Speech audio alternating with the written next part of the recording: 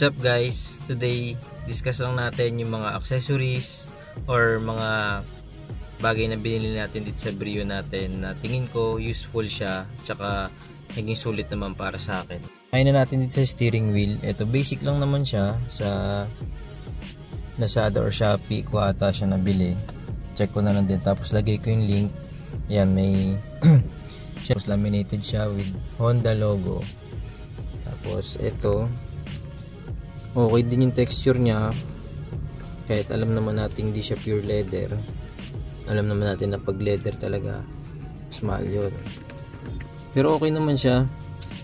Gamit ko na to ng 1 year mahigit na ata. Wala pa rin naman bakbak. Yan. Dito rin hindi pa rin naman natutuklap yung laminate. Yan. Sakto naman siya kasi dagdag grip din talaga siya kumpara dun sa itong urethane plastic na stock niya. Tapos syempre yung pinaka-importante sa lahat, dashcam. Kahit anong brand pa yan, bago ka bumiyahe ng malayo, dapat may dashcam ka para safe ka. Safe ka rin sa mga nanguhuli, no, na wala sa lugar, para may panglaban tayo kung tama naman talaga tayo. Yan. Yung akin is QCY. Ay, hindi siya makita. Yan, QCY.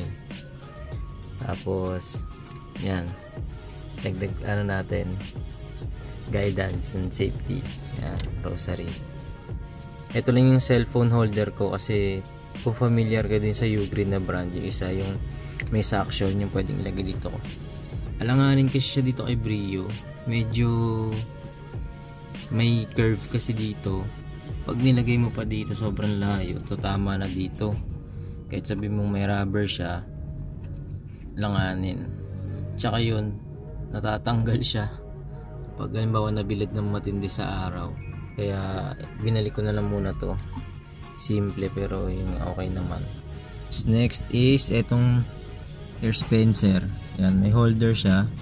Isa to sa mga favorite scent natin. Siyempre sakto lang, hindi nakakahilo yung amoy. Yan, dito ko siya nilagay muna kasi nga katabi niya yung phone holder doon. Medyo naalangan na ako. Dalawa na yung nakatakip sa aircon pag may passenger. Harang na harang. Sa labas yung blind spot mirror, useful siya kasi kung itataas mo pa siya, kitang kita mo yung sobrang layo pa na parating na sakyan.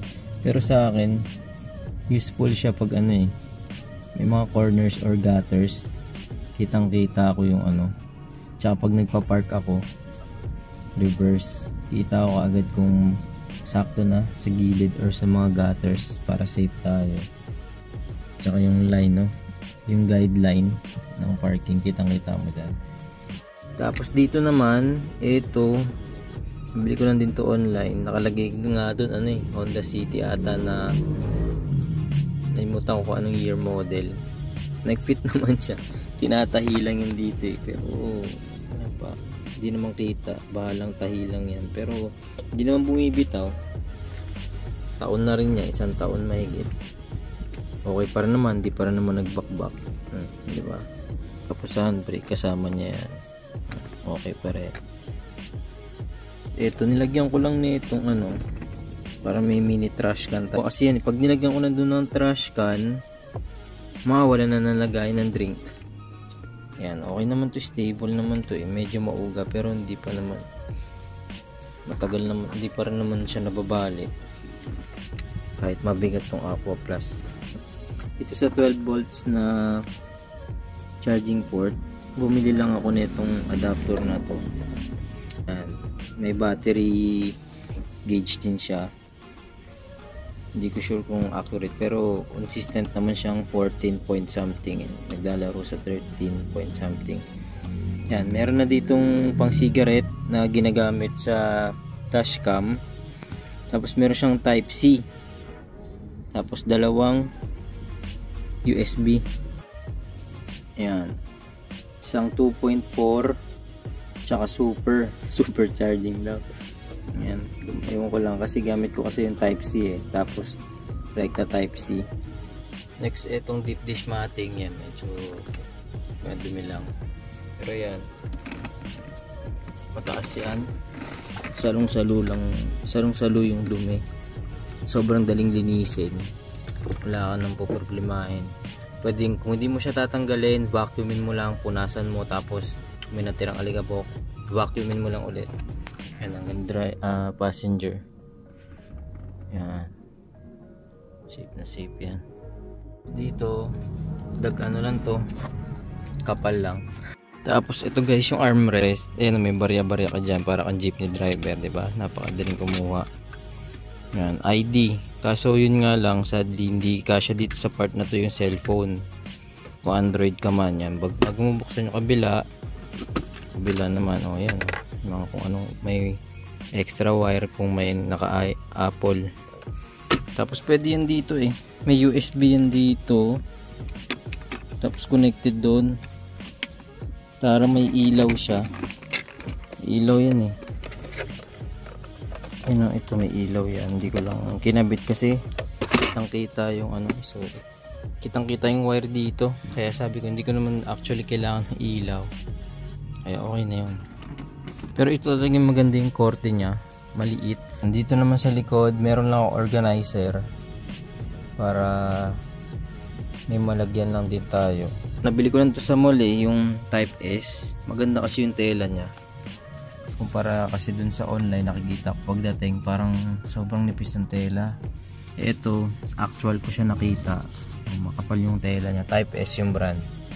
Okay naman si Type S Kilala din naman yun sa mga accessories. Tapos dito sa likod wala. Ang ko lang dito is malinis lang. Yan, para pag may tayo, may passenger, malinis yan. Kaya dito naman guys sa likod, trunk tray lang naman yung accessory ko dito.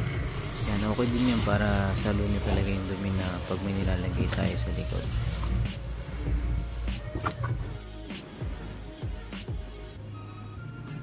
Ayan, itong plate holder, dagdag forma din. Tapos yung kinaganda niya, yung screw niya is hex screw na, hindi basta-basta matatanggal.